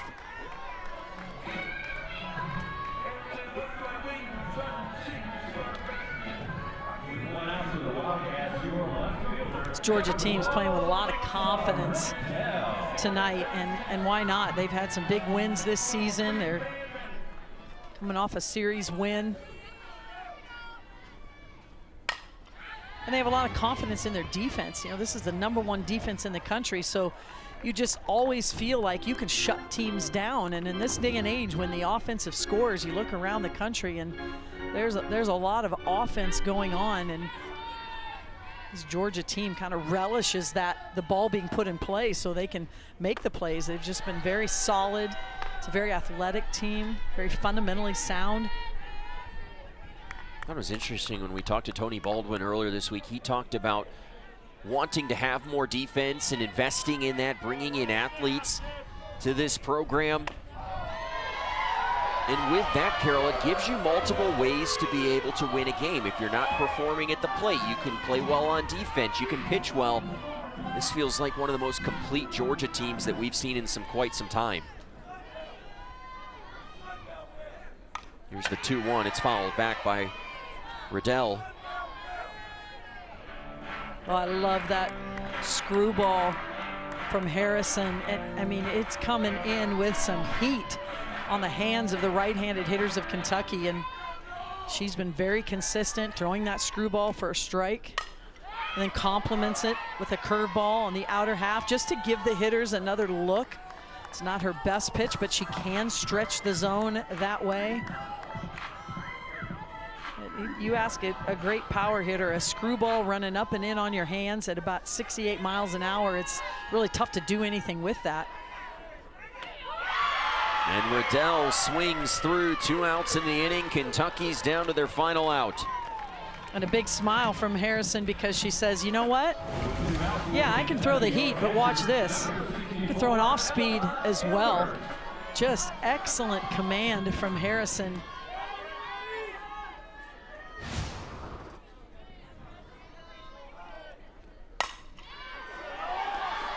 That one served into right field by Ella Emmert as the inning continues.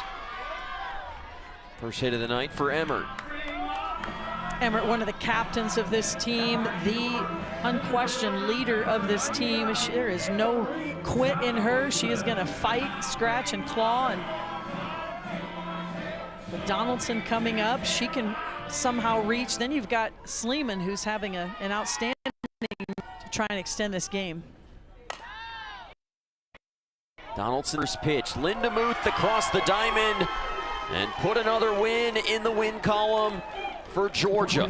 4-3 now in SEC play, and they score a Game 1 victory to begin this series this weekend in Lexington. Just a dominant victory from Georgia. Solid pitching in the circle, led by Rolling, and this team really hit through the lineup and took advantage of some Kentucky mistakes. But credit to Georgia, they put the ball in play, they made things happen. This is a confident team and a good opening night win for the Georgia Bulldogs. Georgia winners 10-2 here tonight in Lexington. A fun night at John Crump Stadium. The 11th ranked Georgia Bulldogs improving to 25-8 on the year, getting above 500 in SEC play. So for Carol Bruggeman, our producer, Daniel Gibbons, and the rest of our crew who braved the frigid temperatures, I'm Noah Frary saying so long. We'll see you tomorrow here in the Bluegrass State.